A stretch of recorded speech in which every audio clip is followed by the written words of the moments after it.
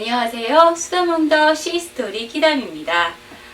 후세의 이름을 남긴 여왕, 여황제 이야기를 하다가 튜더 왕조 이야기로 넘어갔죠. 오늘의 주인공 엘리자베스 1세 이야기를 하려다 보니 튜더 왕조의 이야기를 해야만 했던 것 같아요. 엘리자베스 1세 관련 인물, 아버지 헨리 8세, 어머니 앤블린, 그리고 이복 언니 메리 1세 영상 올려져 있습니다. 함께 보시면 좋을 것 같네요. 그러면 튜더 왕조의 마지막 군주 엘리자베스 1세 이야기 시작해 보도록 하겠습니다. 25살의 나이로 여왕 자리에 오른 엘리자베스는 45년간 그 자리를 지켰기 때문에 그녀의 정치적 행보를 모두 다루려면 너무 많은 이야기를 해야 될 것 같아요. 그래서 일단 두 가지의 테마로 나누어서 이야기를 진행하려고 하는데요. 오늘은 엘리자베스의 험난한 여왕되기 프로젝트와 스페인의 펠리페 2세와의 격돌에 관련된 이야기를 진행해 보도록 하겠습니다. 엘리자베스는 여왕 신화를 만들어냈을 만큼 이 영국 국민들의 지지와 사랑을 받는 여왕인데요. 처음부터 꽃길을 걸었던 것은 아니죠. 가시밭길을 걸어 여왕이 된 여인입니다. 엘리자베스는 이 헨리 8세와 그의 두 번째 아내인 앤블린 사이에서 태어났죠. 헨리는 이 첫 아내였던 아라곤의 캐서린과 이혼을 하기 위해 로마 카톨릭과 결별하고 앤블린과 결혼을 하지만 3년 만에 간통과 반역죄를 씌워서 앤블린을 참수시킵니다. 뿐만 아니라 결혼이 무효화되면서 엘리자베스는 사생아가 되고 말았죠. 이후 엘리자베스는 시골 마을인 해트필드에서 생활을 하게 됐는데요. 딸에게 이 엄청난 고통을 안겨준 헨리 8세가 그나마 고마웠던 건 이 교육을 받을 수 있도록 유능한 교사들을 보내주었다는 거 하나가 아닐까 싶네요. 엘리자베스를 가르친 교사들은 모두 신교의 종교개혁주의자들이어서 엘리자베스가 신교도인이 된 건 당연한 일이었을 것 같아요. 엘리자베스는 아주 영리한 소녀여서 공부를 잘했대요. 특히 이 외국어에 능통했다고 하는데요. 어떻게 보면 이 어린 시절에 이 엄청난 시련과 궁중생활을 하지 않고 시골의 이 아름다운 자연을 파묻혀서 공부를 할 수 있었던 건 이 엘리자베스를 더 단단한 여인으로 성장하게끔 만들어준 원동력이 아니었을까 싶네요. 헨리 8세가 사망하고 헨리 8세의 세 번째 부인 제인 시모어가 낳은 아들 에드워드가 에드워드 6세로 즉위하게 됩니다. 이때 엘리자베스는 이 헨리 8세의 마지막 왕비였던 캐서린 파와 함께 생활하고 있었는데요. 캐서린 파는 이 의붓딸인 엘리자베스를 굉장히 아끼고 예뻐했던 것 같아요. 헨리 8세 편에서 이미 얘기를 했었지만 헨리 8세와 결혼하기 전부터 캐서린 파가 사랑하는 남자가 있었죠. 바로 토마스 시모어였는데요. 바로 그와 결혼을 하게 됩니다. 토마스 시모어는 에드워드 6세에 섭정을 하고 있던 에드워드 시모어의 동생이면서 에드워드 6세의 삼촌이기도 하죠. 그런데 여기서 문제가 생깁니다. 엘리자베스는 잘생기고 또 언변도 뛰어난 이 토마스 시모어를 잘 따랐고요. 토마스 시모어도 엘리자베스를 무척 예뻐했다고 하는데요. 문제는 14살이 된 엘리자베스의 침실에 이 토마스 시모어가 찾아와서 장난을 치면서 놀기도 했다는 거예요. 간지럼을 태우고 엉덩이를 살짝 치는 등 이런 잦은 스킨십이 있었다는 건데요. 14살이라고 해도 14살이라고 하면 어린아이라고 생각될 수 있지만 조금씩 몸이 성숙해져가는 단계잖아요. 이러니 문제가 되었겠죠. 엘리자베스의 이 가정교사와 이제 주변인들이 이런 행동은 좀 삼가해달라라고 말렸을 정도라고 합니다. 캐서린 파도 처음엔 가볍게 생각을 하다가 이 사태의 심각성을 깨닫고 엘리자베스를 다른 곳으로 보내게 됩니다. 이후에 캐서린 파는 아이를 낳고 몸을 회복하지 못해서 죽음을 맞게 되죠. 이후에 이 토마스 시모어가 엘리자베스에게 위협이 되는 어떤 행동을 하게 되는데요. 이 야망덩어리였던 토마스 시모어는 왕위 계승자였던 엘리자베스와 결혼을 하려고 합니다. 당연히 추밀원에서 이 결혼을 허락할 리 없죠. 토마스 시모어는 권력을 장악하기 위해서 반란 자금을 모으게 되는데요. 이 사실을 알게 된 추미런이 토마스 시모어를 체포하게 되고 엘리자베스 역시 위험에 빠지게 된 거죠. 엘리자베스는 이 스캔들에 휘말리면서 토마스 시모어의 아이를 임신했다는 나쁜 소문까지 떠돌게 되는데요. 1549년 3월 15일 토마스 시모어가 처형된 후에서야 엘리자베스는 무죄로 풀려났는데요.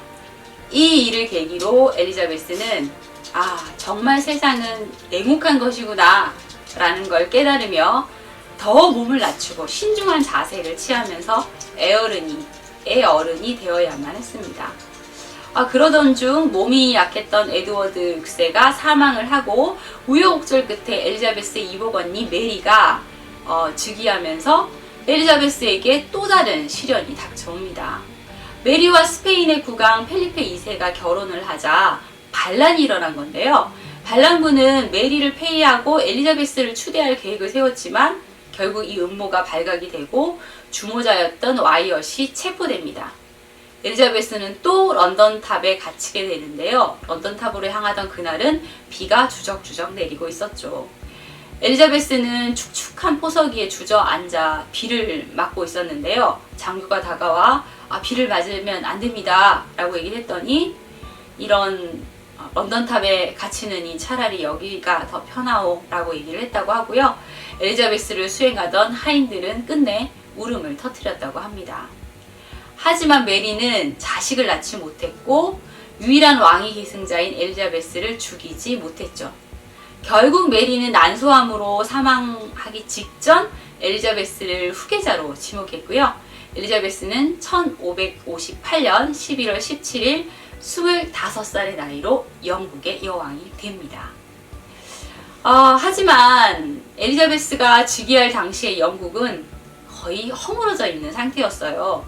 당시 영국은 스코틀랜드, 프랑스와 계속 전쟁을 벌이고 있었고 국고는 텅텅 비어 있었고요. 또 칼레까지 빼앗긴 상황이었죠. 무엇보다 종교적 혼란이 극에 달하고 있었습니다. 엘리자베스는 당연히 자신의 신념대로 신교 정책을 펼쳐 나갔죠. 1559년 새로운 수장령을 선포해서 여왕이 교회의 수장임을 명확히 선언을 하고 언니였던 메리 1세가 제정한 카톨릭 회기 법령을 모두 철회합니다. 하지만 엘리자베스는 이 종교 분쟁을 일으키고 싶지 않았어요. 이 메리 1세 때 이미 너무 많은 피를 흘리고 있었거든요. 로마와는 단절을 하되 교회 예배에서 빵과 포도주 2가지 모두를 허용함으로써 자신의 종교적 과제를 해결합니다. 엘리자베스에게 이 종교개혁보다 더 중요한 문제는 힘없는 섬나라 영국의 외교 문제였죠. 당시 영국은 이 유럽의 변방으로 정말 힘이 없는 조그만 나라였어요. 엘리자베스는 이런 외교적 고립에서 벗어나기 위해서 자신의 이 처녀 여왕의 매력을 한껏 이용합니다. 사실 이 결혼 문제는 엘리자베스를 평생 억압하기도 했지만 다른 면에서는 정치적으로 적절히 이용하기도 했어요. 엘리자베스의 고문들은 왕권 강화를 위해서라도 결혼을 해야 된다고 조언을 했고요. 수많은 나라의 왕과 왕자들이 청혼을 해왔는데 정치적 이익을 위해서 적당히 밀당을 하면서 끝까지 결혼을 하지 않았던 거죠. 제2 기간 중에 영국 의회가 결혼을 꼭 하셔야 됩니다 라고 요구하는 결의문을 통과시켰을 때 엘리자베스가 한 이 답변이 아주 유명하죠. 나는 이미 남편에게 봉사를 하고 있으니 그분은 바로 영국 왕국입니다. 메리 1세의 남편이었던 펠리페 2세도 공식적으로 이 엘리자베스에게 청혼을 해옵니다. 펠리페 2세는 메리와 결혼했을 때도 영국의 왕위에 욕심을 냈었고요. 그 미련을 버리지 못한 상태였죠. 펠리페 2세는 엘리자베스와 결혼을 하면 영국을 카톨릭 국가로 만들 생각을 하고 있었어요. 그리고 이 엘리자베스가 이 해상 왕국인 스페인의 국왕인 자신의 청혼을 당연히 받아들일 거라는 그런 생각을 하기도 했고요. 하지만 엘리자베스는 펠리페 2세와 결혼할 마음이 전혀 없었죠. 뭐 형부였던 펠리페 2세에게 애정이 있을 리 없고요. 그리고 또 영국이 칼레를 잃게 만든 장본인이잖아요. 하지만 엘리자베스는 시간을 끌기 위해서 이런 속마음을 감춥니다. 칼레를 되찾을 기회가 있을지도 모른다는 생각을 했던 거죠. 계속 전쟁을 하고 있었던 프랑스와 스페인은 서로 이제 그만하자라며 1559년 4월 2일 카토 캉브리지 조약을 맺게 되는데요. 영국은 이 두 나라의 회담에 끼게 됩니다. 메리가 펠리페 2세의 요청으로 전쟁에 참가해서 칼레를 잃었기 때문에 엘리자베스는 사절을 파견해서 이 회담에 참석하도록 만든 거죠. 카토 캉브리지에서 진행 중인 이 스페인, 영국, 프랑스 강화 협상에서 스페인이 영국을 지지하는 것이 필요했기 때문에 펠리페 2세의 청원을 받아들일지도 모른다라는 희망을 갖게 만들었던 거죠. 칼레는 프랑스가 80년 동안 차지하고 영국에 반환하거나 뭐 그에 합당한 보상을 한다라는 선에서 조약이 마무리됐는데요. 그 이후 엘리자베스는 스페인 대사에게 정중히 청원을 거절합니다. 이 이야기를 전해 들은 펠리페 2세는 극도로 분노하게 되죠. 여왕에게 놀아났다는 그런 기분이었을 것 같아요. 그 와중에 펠리페 2세를 더 화나게 하는 일들이 일어납니다. 펠리페 2세 무렵 네덜란드는 저지대 국가라고 불렸고 지금의 이 네덜란드의 룩셈부르크, 벨기에 그리고 이 프랑스와 독일 일부 영토가 포함되어 스페인의 지배를 받고 있었어요. 그런데 종교개혁의 열풍이 일면서 네덜란드의 신교들이 반란을 일으켰던 거예요. 펠리페 2세는 당장 네덜란드로 스페인군을 진격시켰죠. 그런데 이것은 영국 국방에도 굉장히 위협이 되는 일이 아닐 수 없었어요. 펠리페 2세가 반란을 진압할 목적으로 이 네덜란드에 파병을 했다고 하지만 이 군대가 언제 영국을 향하게 될지 모를 일이니까요. 엘리자베스는 스페인군이 네덜란드에서 철수해야 된다며 계속 요구를 하고 비밀리에 네덜란드의 반군을 지원하고 또 해적을 이용해서 이 스페인 주둔군의 보급로를 방해하기도 했습니다. 이 해적 이야기가 나와서 말인데요. 당시 스페인과 포르투갈은 신대륙과 아프리카, 인도를 잇는 이 독점적인 대양 무역을 통해서 번영을 누리고 있었어요. 특히 스페인의 무적 함대 아르마다가 유럽의 해상권을 쥐고 있었죠. 그런데 아프리카, 아시아, 아메리카 대륙에서 막대한 자원을 실어 나르는 이 스페인 선박이 영국의 해적들에 의해서 약탈당하는 일이 빈번하게 일어났던 겁니다. 이건 국가 간의 큰 분쟁이 될 수도 있었는데 사실 공식적으로 이 대양 무역에 참여할 수 있는 방법이 없었던 엘리자베스는 이 해적을 잡기는커녕 이 해적 행위를 인정해주고 국가의 승인을 얻는 해적인 이 사략선 사업에 투자까지 합니다. 사략선 해적은 이 적국의 함선과 해외 근거지를 약탈해서 얻은 수익을 국가와 나누는 대신에 이 국가로부터 보호를 받는 공생관계가 되는 것인데요. 엘리자베스가 즉위할 당시 왕실 재정은 거의 파산 직전이었어요. 그러니 이 엘리자베스는 이 사략선의 활동을 지원함으로써 왕실 재정을 늘려갈 생각이었던 거죠. 이후 이 영국 선원들은 대서양을 누비며 본격적인 해적 활동을 했고요. 이 막대한 수익을 엘리자베스 1세에게 남겨주었다고 합니다. 당시 이 해적선에서 가장 유명한 인물은 바로 드레이크였고요. 당시 영국의 영웅 대접을 받았던 사람입니다. 드레이크는 1577년 드레이크는 이 엘리자베스와 귀족들이 마련해준 4척의 선박을 이끌고 플리머스 항구를 출발해서 일주 항해를 하게 되는데요. 2년 10개월이나 걸린 항해였는데요. 이 항해를 통해서 세계의 진귀한 자료 그리고 세계 각지의 보물을 약탈해서 이 엄청난 양의 재물을 싣고 플리머스 항으로 다시 돌아온 거죠. 화가 난 펠리페 2세는 드레이크의 목에 무려 800만 달러의 현상금을 걸었고 특사를 보내서 드레이크를 죽이지 않으면 뒷일은 알아서 해라 라며 협박까지 했다고 합니다. 그런데 엘리자베스는 이 스페인의 대사가 있는 자리에서 드레이크를 나의 해적이라고 부르며 그에게 기사자기를 수여합니다. 그리고 드레이크와 그의 사촌 존 호킨스에게 영국 정규 해군 지휘를 맡깁니다. 존 호킨스는 이 군함 건조와 재정 확보 등의 일을 맡았고요. 드레이크는 전투 지휘를 담당하게 되었던 거죠.